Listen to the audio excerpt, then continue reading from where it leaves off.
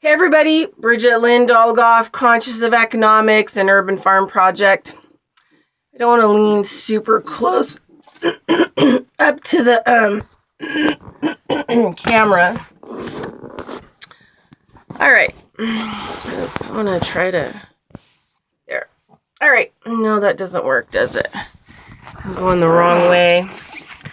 Well, it's just morning and I'm not completely, awake yet. Okay, let's put that on there. Oh, hey, that might work better. Okay. Anyway, you can tell it's cold. We're getting, chemical snow. They have botched up the planet so badly that even this weird chemtrail that they're doing, that they make it actually look like sort of like clouds, still doesn't really look like clouds. You have to realize that there are some of us that remember living in Nevada that we have big sky like Montana, where it's like we don't get a lot of rain. I mean, Montana might get more rain, but it's crystal blue all the time when it's normal. And so all these chemtrails and clouds are just so not normal. And the way that they look more like coastal weather, right? So we're getting some snow, but it's like a storm. It's like a cold black cloud storm that should be just spitting out, tons of snow. And it's like, I mean, they can't even manipulate it to not concern people that they're not getting weather here. I mean, it's like, I think it's, double botch now. It's completely destroyed, and they're just messing around. It's Frankenstein stuff. Genetic alteration. So let's talk about Monsanto's. And so they have like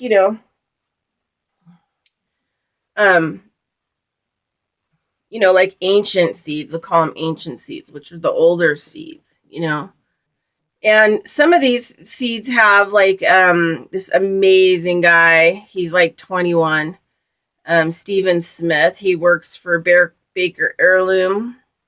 And I did an interview with him, and he has the largest collection of indigenous native corn. And he said, some of it dates back 5,000 years. It has genetic information in it that's 5,000 years old. And so it's pretty hard, I think, for people to be able to wrap their heads around that. And from other teachings, it was brought to heal the planet, kind of a thing, from the ancestors or the extraterrestrials, right? So in my, some ancestors are good, some ancestors were bad. I got, there's bad ETs. I guess if they're your ancestors, they'd be your family. But, my star family is rough on me.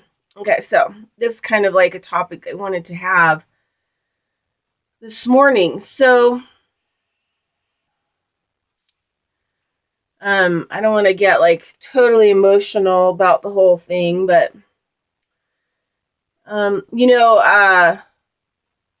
want to talk about my star life, kind of, so people can kind of understand that. And I do. I think people like Mary Rodwell, or Mary, whatever her name is exploiting star kids.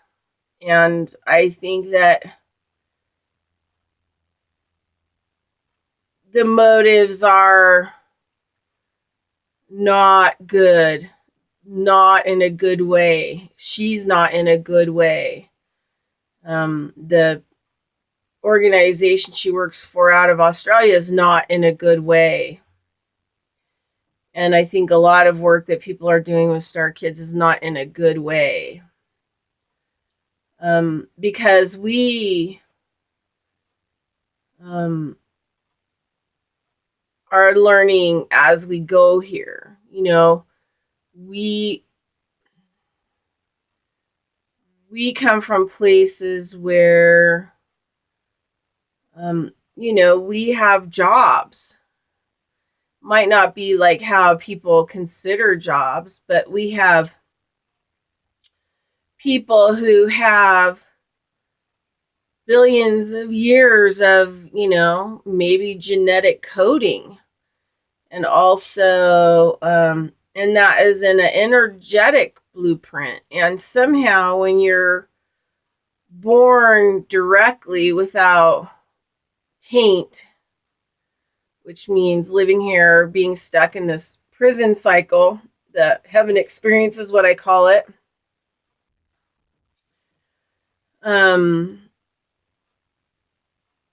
You get tainted. Well, you get broken. You know, I look at horses, I think, you know, even though I kind of really don't believe in astrology anymore. I mean, how could you? If the moon is a satellite and it was brought to our system, and maybe Saturn is one too, because it has some kind of like pentagram. It's not the pentagram, it's the pentagon, right? Pentagon shape on the bottom of it, that they can see. People can see it. So if those planets aren't real and they're satellites, kind of makes astrology stupid. Sorry. And then, you know, like, since I've been here on this planet, I have looked into every possible thing. And I think because I can use whole brain function, I can sort out information and do research. And a lot of the research that I've done, been whatever. Also, I think Star Kids sometimes, you know, some of us older ones have had to be like forced into adapt. And the training has, like I said, I'll identify with my chart, but you know, I have like 5 placements in Sag, and I have a stellium and Jupiter on my ascendant, and I've got, you know, I've got all these marks in it that, you know, kind of lend credence to my whole resurrection thing, and the type of healer or medicine person, you know, it's in there as well. So,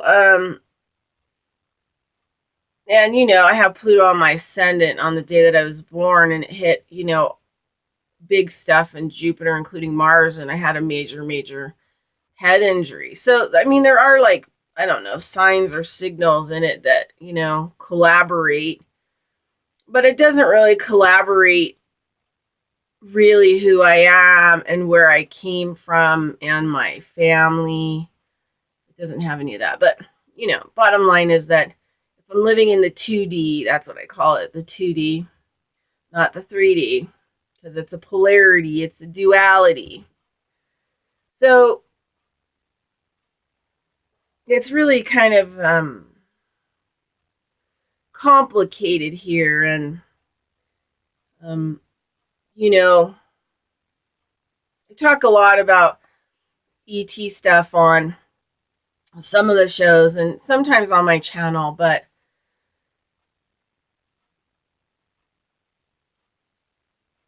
and the stuff, I guess, probably I could talk about for hours, you know, and I only have like 32 minutes per, you know, thing, and then I have to upload it. And so video making these days can take, you know, quite a bit of time, but I don't want to be directly in the line of fire of Wi-Fi and data and all that stuff. I'm staying away from the 5G. Just, if it means I have to go live in the forest, I will do that. Because 5G it's not the kind of death that I want to have. At least I want to choose my death, right?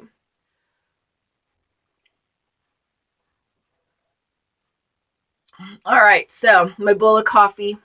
It's good coffee too. I love macadamia nut milk from New Zealand. I just love it. And And it has 80% monosaturated fat and has lots of oils in it. So it's super good for your skin, and it's good for your heart, and it helps you to burn efficient energy and fuel, because monosaturated fat is ideal fat and metabolically for humans. Okay. Not so good for dogs. Dogs shouldn't have a lot of nuts. You can feed them seeds as long as they're not like fruit seeds. Okay.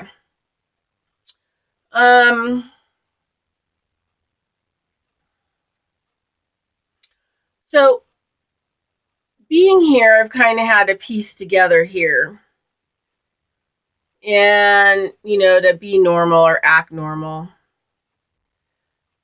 My energy's always lended towards rage, violence, and hatred. And this is not me. I like to live in peace.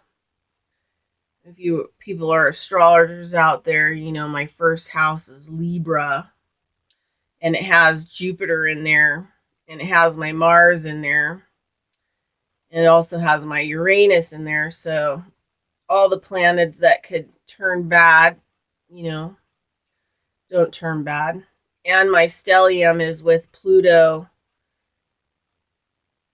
Uranus, and Jupiter. So believe me, if I wanted to do some damage, I could do some serious energetic damage. But I use it to try to heal the earth and heal the animals and the insects. And even though it's freezing outside and it's snowing in my little shed here, every day, the last 3 days, there's been signs. And there's a different bug that shows up on this tray over here and on my right hand and tray, right side. So they're telling me that something in the outside world is changing, because one of them was kind of a beetle. One was this really crazy centipede that didn't have like a lot of fur on it and a fat body, had a little teeny thin body, and then had these legs, these like wingy legs on it. It was it scared me kind of. I was like, whoa, dude. So, anyway, but because there was one bug in there that's kind of a beetle, whatever's going on in the outside world, they're asking me to pay attention to it. And they're showing up, right? And they're giving me a little like, hello, hello, hello, something going on right now. So over the last 3 days, I've had visitations by 3 different insects in the same way. But this is how, I think this is why, like, I'm early on was super compatible with, Native people and their old traditions and their ceremonies and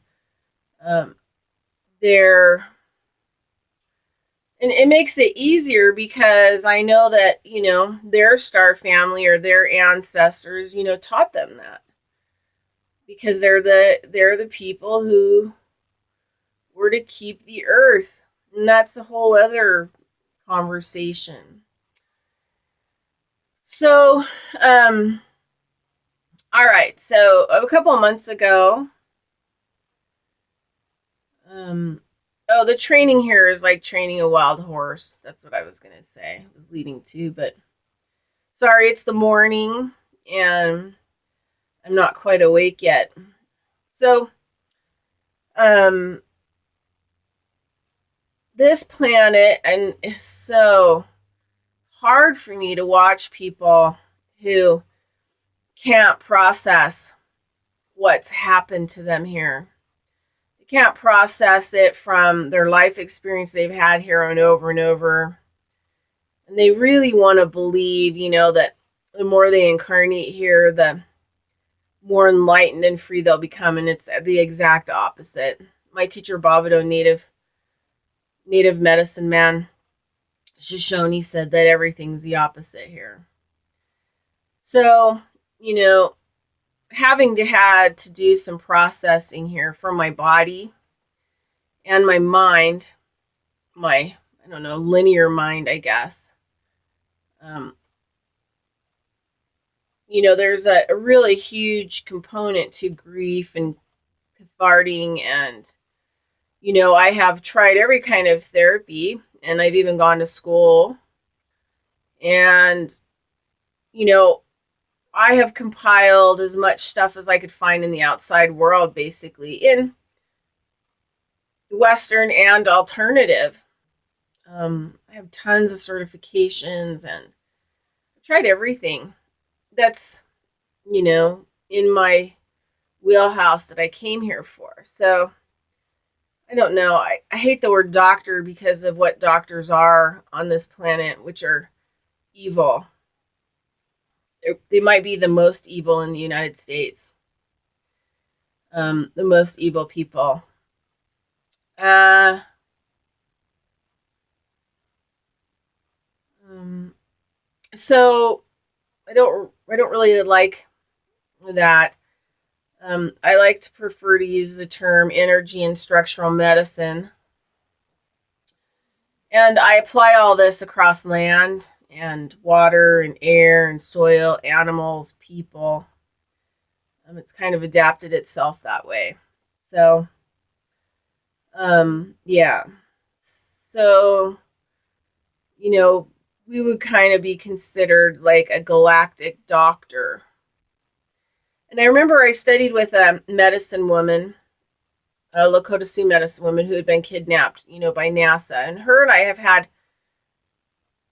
very parallel life experiences, and she's so powerful. Um, and I remember when she sat down with me and she spent like 3 hours um, drawing out, looking at and drawing my soul sign, um, so that I could know where I'd come from, and then explain to me, basically, and I think I've got it somewhere. I don't know where it's at. It's in bunches of papers somewhere, but she drew it, with a ruler and everything. And um, anyway, so I think one of the reasons her and I, or she, let me work with her, even though in the beginning it was so tough, because I was having a really hard time coping with, truth and the facts. It was kind of like when everything was hitting me that there may not be the potential for change, and that I may have come here, been forced here, twisted my arm here, and just was coping that there wasn't going to be kind of what I'm good at, and that I came here. Um, so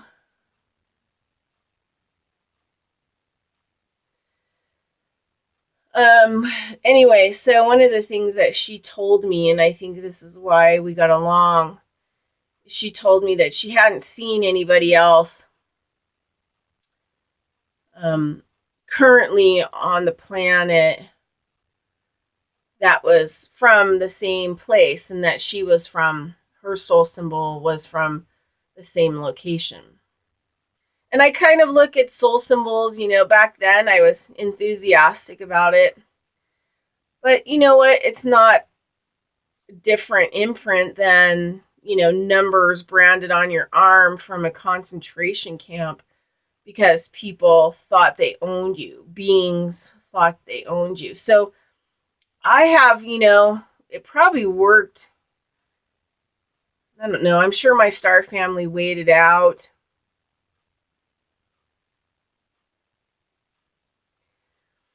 I mean, ultimately, they had to see, what was going to happen.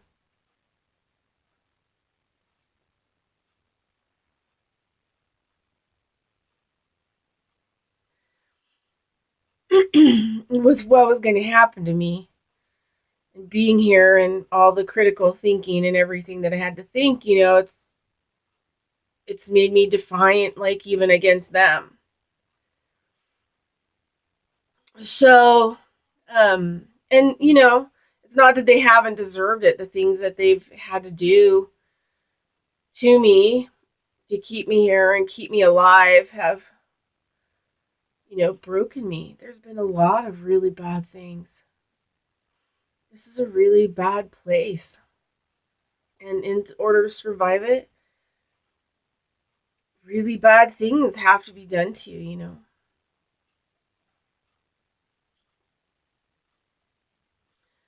So a lot of the first and second wave people, I believe my mom was definitely a first waver.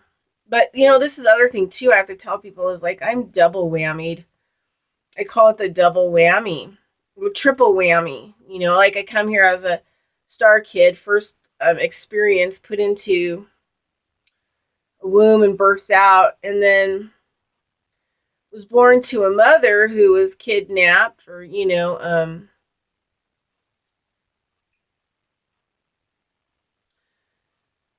her first marriage when she was 18 to get away, and she felt like she had married basically Prince Charming from old family money, which I believe is was just a handler, because once he got her back to the East Coast, he put her into a mental hospital, and then she was worked on, electrically fried, drugged, raped, every possible heinous thing that they did to people. Because once they put you in there, mental health facilities were not abolished until like the 70s. I mean, the 80s. And women weren't allowed to be doctors in them until like 1972. And there were a few. There's this really great book called Women in Madness. I think that was written in 1978. Here goes the critical thinking, right? Trying to figure out what the hell is wrong with planet Earth. So they fried my mom, and she had the double whammy. I think she had some star kid, and she had not my. I'm pretty sure she didn't come from the same star family as me. But then she came from an old bloodline on the woman's side of my family. Very powerful. My great grandmother is the most powerful shaman being I have ever witnessed. Ever. And the Lakota Sioux medicine woman I studied was second most powerful. And then Bobido, my last teacher who died in June 2016, was the most powerful male that I'd ever witnessed, in proximity. Not just, seeing video footage of what gurus and stuff like that could do, but actually being near them in the proximity. So I come from a super unbelievable, powerful line on my mother's side as well. And then my father comes from Russian line. It's why I have like more almond eyes, which I found out recently. Why my eyes are more upturned towards the corner and they're almond. Because it's a little bit of probably some, like Mongolian influence, Asian influence, even though I'm pretty white. So, and there's, stories about him too, and the government and NASA trying to kidnap him and doing all kinds of really horrible stuff his whole life. So he didn't get to, he didn't get to be with me. And the fact that my mother was on some level batshit crazy because of she was an experiment in a mental hospital. So, I come from this really powerful family.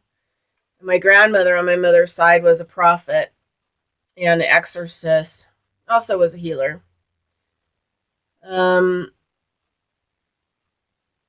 And and that's another video that I'm going to have to do to talk about kind of her, end, which, now I have it put together.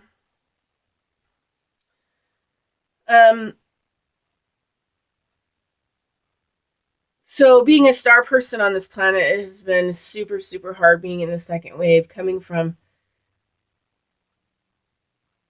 I can read thoughts, and I can do a lot of things. And when I was younger, I could do a lot of things. And I remember I exposed a lot of this stuff to a shrink that I went to, and he turned. And like a month after I was done with therapy with him, he was contacting me in behalf of NASA, trying to get me to meet with his supposed friend from NASA at dinner in Reno. And when I decided I wasn't going to do that because a friend of mine talked me out of it, I was 19, and I was naive, and I'm innocent. I had no one to protect me at all. I'm surprised, like, I'm half sane and I've made it this far. Because a lot of people I know, humans, would go through a lot less and commit suicide, or just so doped up. Because this world is not anything that they thought that they would be. And then they don't deal with those facts, kind of get to the other side of it. I mean, I think Carolyn Meese calls it spiritual madness, where there's that moment where you just snap. And then however long it's going to take you to get back up. Could be years, could be a couple months, but you don't know until you let yourself go through these processes. And sometimes, the process happens because your body can't, one of the things I've learned is I can't push my body. Things that like my spirit could do, or my mind could do, or my emotions can do, body doesn't really, the body is not a very strong vehicle. So, like I'm 50 now, or I'll be 50 here pretty soon. This body will be 52D years old. 2D. Anyway,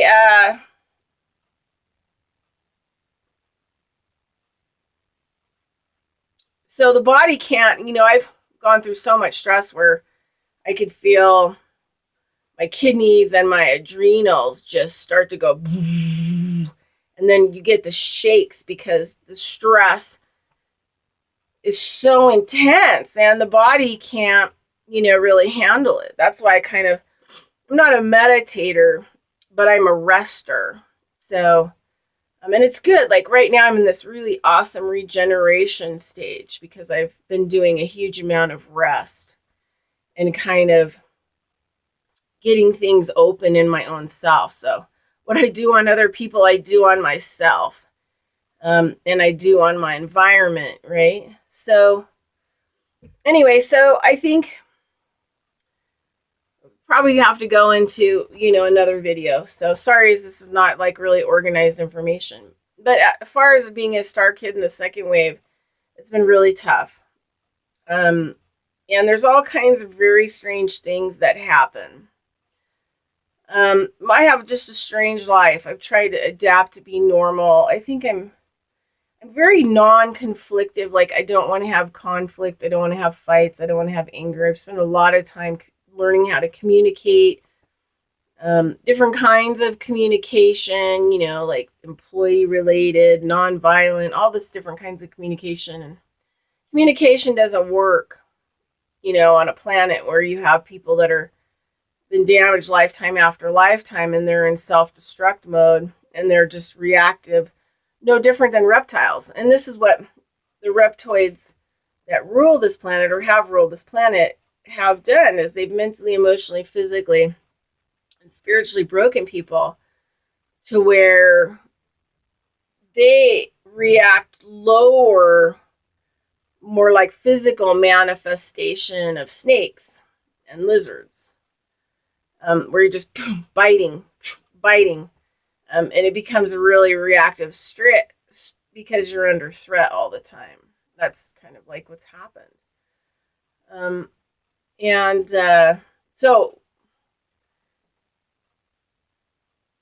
where I come from, and I hate the word masters or whatever else, but apparently there's been a long lineage of people that have been sent here to do work, like the Lakota Sioux medicine teacher that I had for, I don't know, like off and on for a year.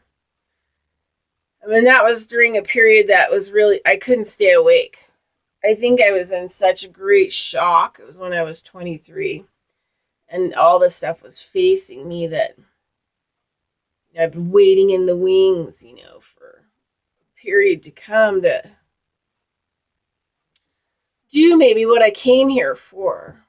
And then was realizing like that was not going to happen. Things were a lot worse. And then, just started really working on my own self and recapitulating. And it's when I really started the journey into power, I guess. Kind of more of really old, traditional South American type shamanism.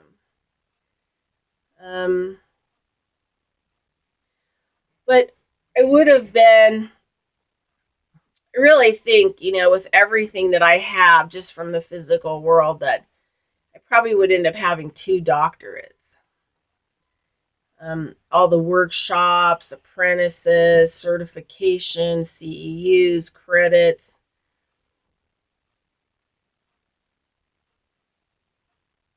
Labor for knowledge. I mean, all the different things that, and all of it, pertains to the field that I'm in, which is, I think, boils down to structure and microbial mass, and rebooting the systems so that they can regenerate. Microbial mass is a regenerator. Sometimes, you have to be physically manipulated when you're super stuck. And so I do a technique that is like Carlo Castaneda talked about. Took me a while to realize, I went to go study for this technique. And there are not many people that do it. And I think many of the people that do it don't understand it. But it can actually regenerate. It's part of the medicine that I do with the resurrection. Regeneration, resurrection, restoration. Those are all words that define myself and all of the work that I do, even on the energetic levels. All right, so I don't know what I'm going to talk about in the next video with the Star Kid stuff. So I think this is the point in time where I'm supposed to step out and reach kids and start trying to help the Star Kids. I don't know. I mean, all the past, I've really haven't ever really wanted to work with kids. I mean, to be honest, didn't have kids, just wasn't really something I wanted to do. Didn't want to be strapped to things because my life was so incredibly stressful. And because I'm really was sent here for work, really felt like it would be a really bad thing to have kids and have to drag them through the things that, I've been through. And I've told my Star family not to send any more people here. Don't send any more here. It's bad.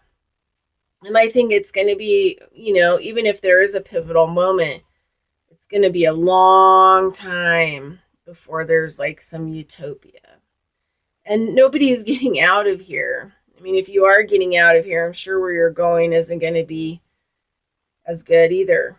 So, because there are consequences, and We have to wake up, and we have to man a shovel, and we have to learn how to fix what we have damaged.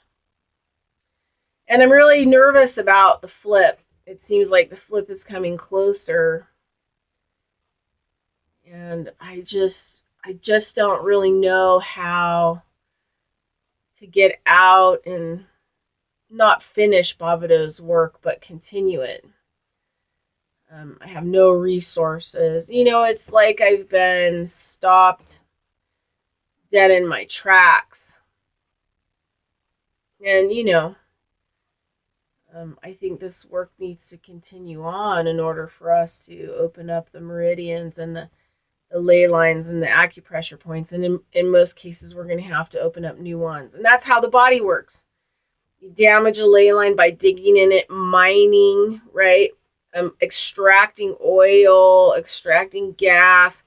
There's a vibration and frequency of all the things that have been laid out. The earth is a living machine.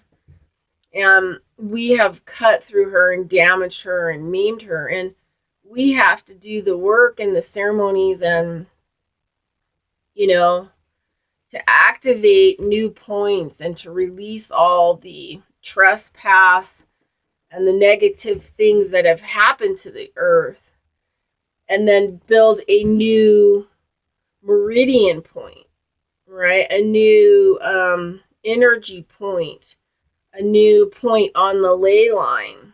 And, they're probably not all going to lay back up to, these pyramids and stuff. I'm not interested in that. I'm interested in continuing to build.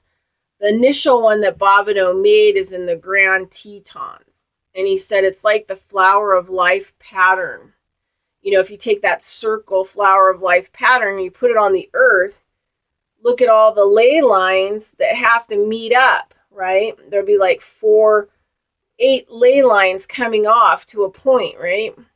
So this was his work. He would start it out from there doing these earth healing ceremonies and learn from the ETs that go along with older ceremonies. And then he would go wherever he was asked to go.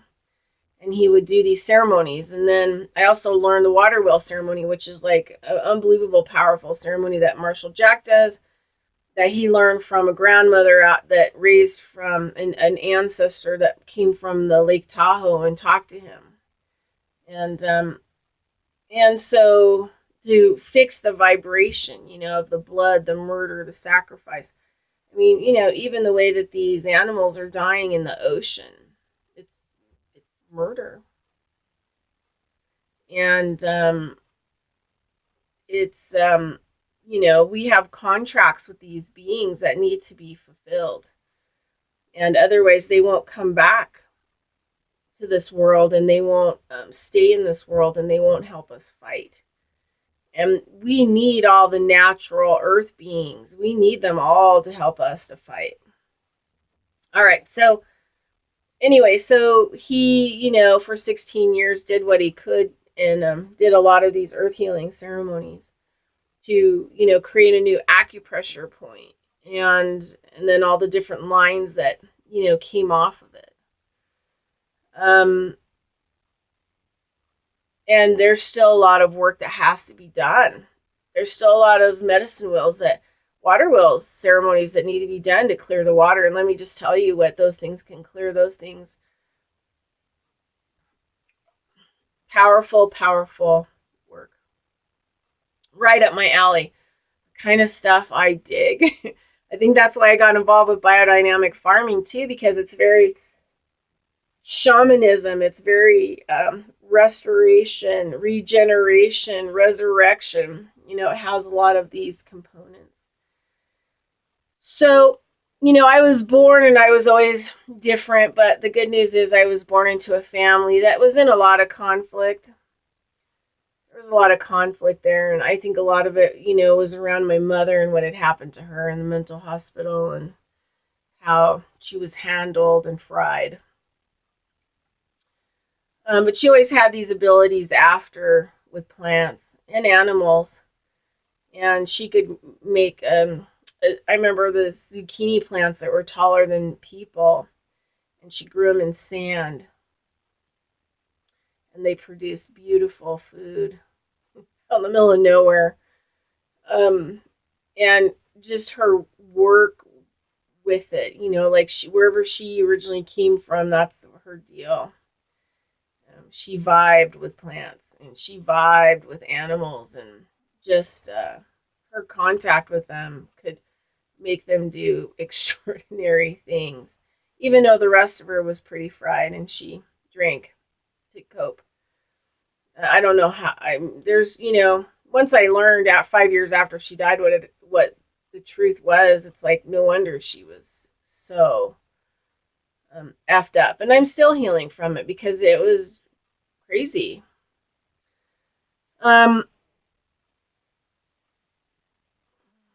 So when I came into this world, I was lucky because even though everything around me was so strange, and I had this healing effect on people. And like I said, I've always had this like healing effect on people. So what I usually am confronted by is being managed by people with violence, aggression, manipulation, control, threats, yelling, screaming, because it kind of, the resurrection part, restoration and regeneration starts with the emotional level, because your emotional body is so far away from you. And so you're reactionary like a primitive, animal, like a primitive snake. So the door flies open, the light goes in and exposes, and the battle begins in the person, and the battle between you and that person begins. I mean, I don't battle with them, but that's the way that they look at it, because they have to control the environment, because of they feel guilty about their coping methods or some of their things that they do. So there's a level of, part of them acknowledges, how they're dealing with their life or maneuvering is not in goodness. It's not in a good way. And when the light exposes it, then they have to do whatever they can to thwart it off, to fight it off, to get it out of their space so that they don't have to deal with the truth, the inner truth. So there's always some kind of level of shame. Then there's the anger level, and then there's the fear level. Well, actually, there's the guilt. So, people always say, oh, there's fear, they're afraid. It's like, well, no, it's not. It's like there's levels. So, fear is the one you hit, but it's covering up the guilt. And then the guilt is covering up you hit the anger, right? Which is covering up the fear. And then the fear is covering up the guilt. The guilt is covering up the shame, right? The original sin is the shame. So the original sin could be anything. And okay, I used to tell a story. So the original sin could be something that happened to me, not by my family, but by people around my family. So my great grandfather died on my mom's side, and he was like, he loved all the powerful women in my family. He loved us, and he loved us little ones. He loved us so much that he always had gifts in his pockets and always hold us and tell us, how precious we were. And he loved women, and he loved my grandmother, who was one of the most powerful people I've ever witnessed on this planet. And he died, and when he died, my whole family fell apart. And I remember all this, like, I had a prophecy. I gave prophecy when I was like 4 years old about that they were not going to let us in to see him at the hospital. And they didn't. They didn't let the kids in back then.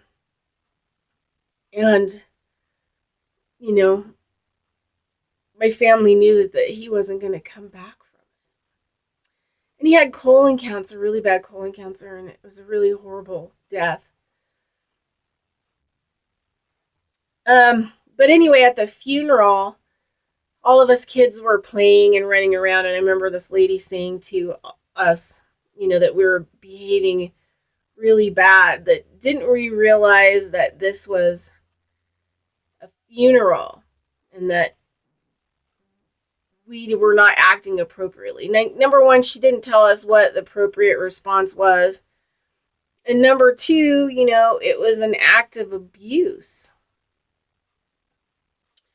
So that original sin came with the death of my great-grandfather.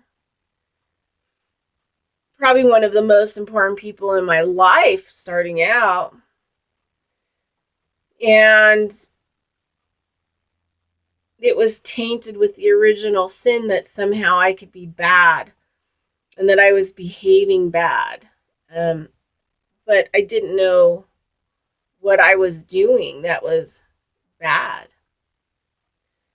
So that plagues you, and that becomes part of that, the deeper level of the anger, fear, guilt, shame is at the core of it. You've been shamed. And how you've been shamed is that no one ever really explained to you what you may have been doing wrong or what your behavior was, but somehow it was wrong and it was inappropriate for the situation. And so shame shows up in those kinds of ways. I've been reading some books on, churches, and doctors, and some of the, older behavioral modifications. And so I tell people, a lot of reasons why a lot of children wet the bed till they're like around age 7 has a lot to do with their brain. Their brain is usually